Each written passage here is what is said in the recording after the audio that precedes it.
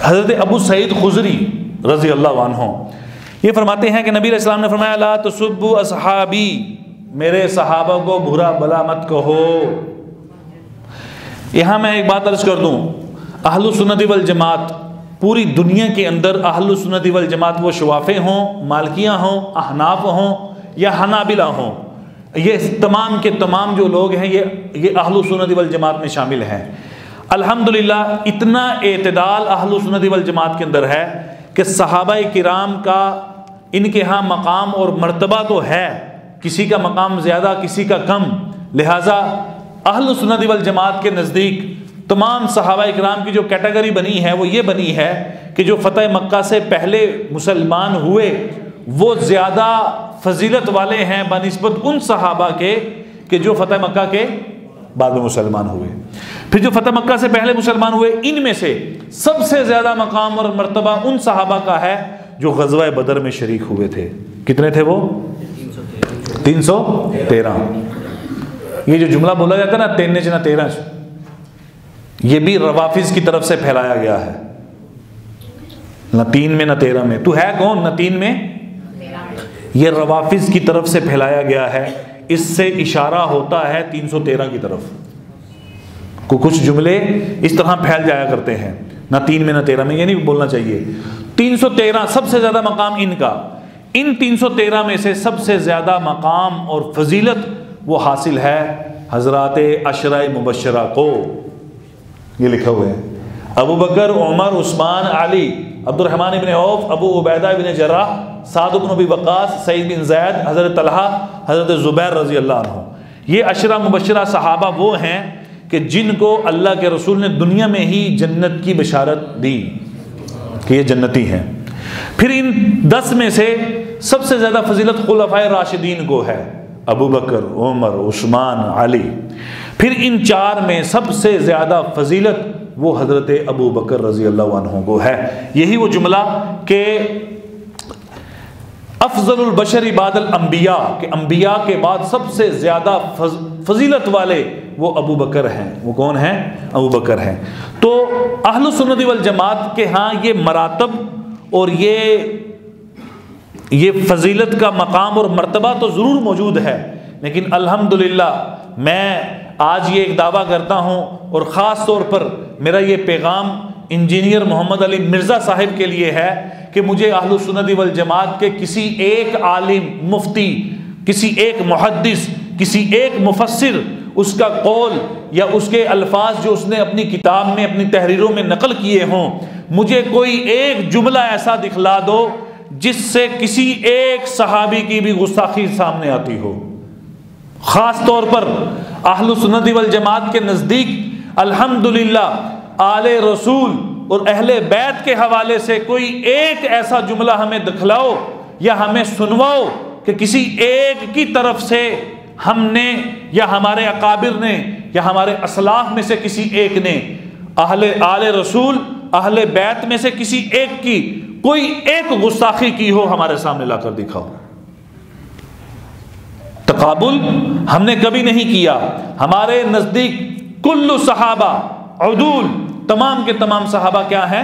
عادل ہیں۔ کیا ہیں؟ عادل ہیں، یعنی یہ تمام کے تمام صحابہ جنتی ہیں اور عادل ہیں۔ ان سب کے لیے اللہ نے بخشش کا وعدہ فرمایا ہوا ہے۔ لہذا یہ لا تسبوا اصحابی، حدیث میں آ رہا ہے کہ میرے صحابہ کو برا بلا مت کہو۔ صحابہ کے دور میں ہی رفض پیدا ہوا، روافظ نے جنم لیا۔ صحابہ کے دور میں ہی ایک فرقہ جو روافظ کے مقابلے میں آیا اور ناسبی کہلائے، یعنی ناسبی لوگ پیدا ہوئے۔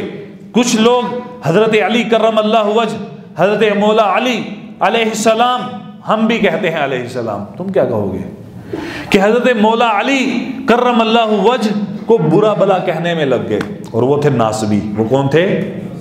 اور کچھ لوگ روافظ کی شکل اختیار کیے، انہوں نے حضرت علی کی محبت میں بقیہ تمام صحابہ کو رگڑا دینا شروع کر دیا، ابو بکر، عمر، عثمان، حضرت معاویہ، حضرت ابو سفیان، کہ ان لوگوں کو انہوں نے رگڑا دیا۔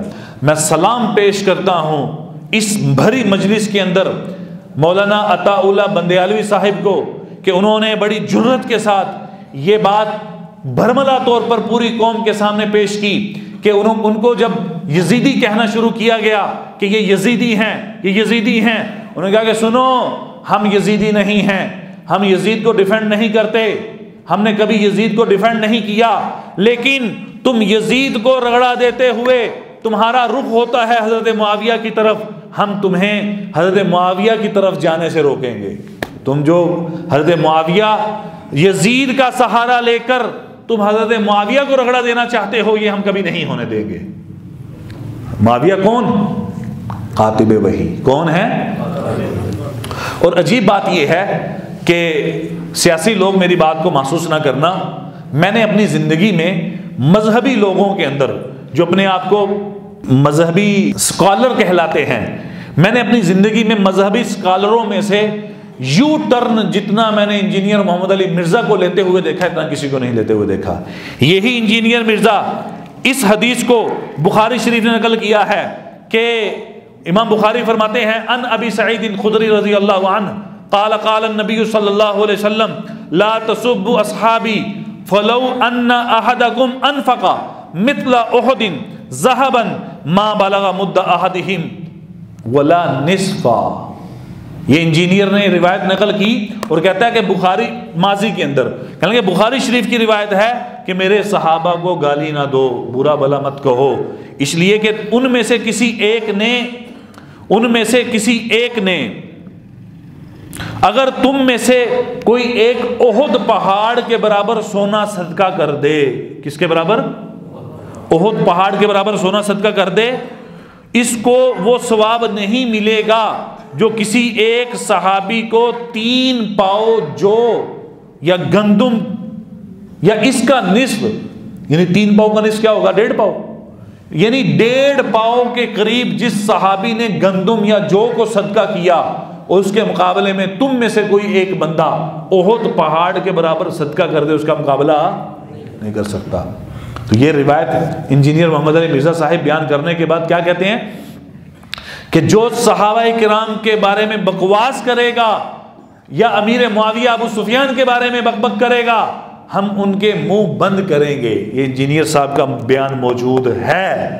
آج وہی انجینئر محمد علی مرزا بڑے دھڑلے کے ساتھ دن دناتا ہوا اور بڑے جرت کے ساتھ وہ امیر معاویہ کو اپنے نشانے پر لیے ہوئے ہے، وہ ابو سفیان رضی اللہ عنہ کو اپنے نشانے پر لیے ہوئے ہے، وہ ان صحابہ کرام کا نام لے کر رگڑا دیتا ہے۔ ایک یہی وہ انجینئر محمد علی مرزا کہ جو سابقہ صحابہ کرام کی ترجمانی کر چکے ہیں، یہاں تک کہ قرآن کی یہ آیت جو آج کے درس میں نے اس کی تفسیر بیان کی، اذ یقول لصاحبہ لا تحزن ان اللہ معنا، اس آیت کو بیان کرنے کے بعد، پڑھنے کے بعد انجینئر محمد علی مرزا صاحب کا یہ قول تھا، وہ کہنے لگے کہ حضرت ابوبکر صدیق کی صحابیت کا انکار کرنے والا کافر ہے۔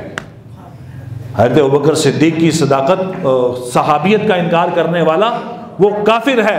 ہاں، ابوبکر کو گالی دینے والا یا ابوبکر رضی اللہ عنہ کو برا بھلا کہنے والا کافر نہیں ہے، وہ فاسق اور فاجر ہے، لیکن ان کی صحابیت کا انکار کرنے والا کافر ہے۔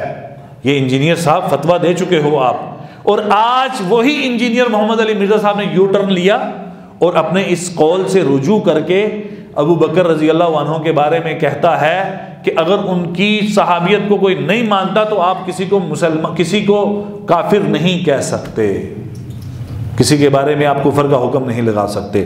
اس لیے میں نے پچھلے درس میں ایک بات عرض کی تھی کہ مسلمان ہونے کے لیے 100% ان چیزوں کو ماننا ضروری ہے جن پر ایمان لانا ضروری ہے، جن پر ایمان لانا ضروری ہے۔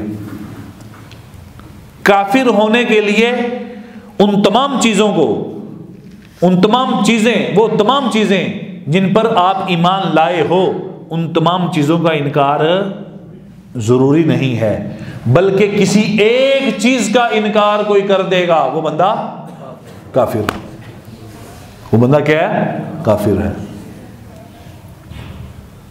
کوئی بھی ڈاکٹر کسی کو بیمار نہیں کرتا، بلکہ اس کی بیماری کی تشخیص کرتا ہے کہ تجھے یہ مسئلہ ہے۔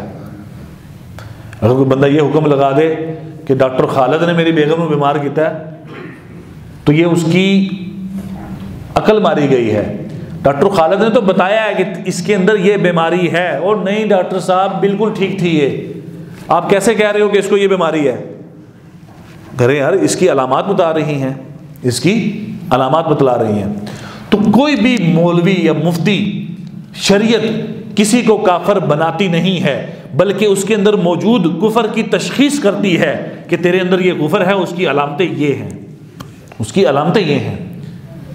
اس لیے ہم کافر نہیں کہہ رہے، بلکہ تیرے کفر کو واضح کر رہے ہیں کہ تیرے اندر اس وجہ سے کفر ہے۔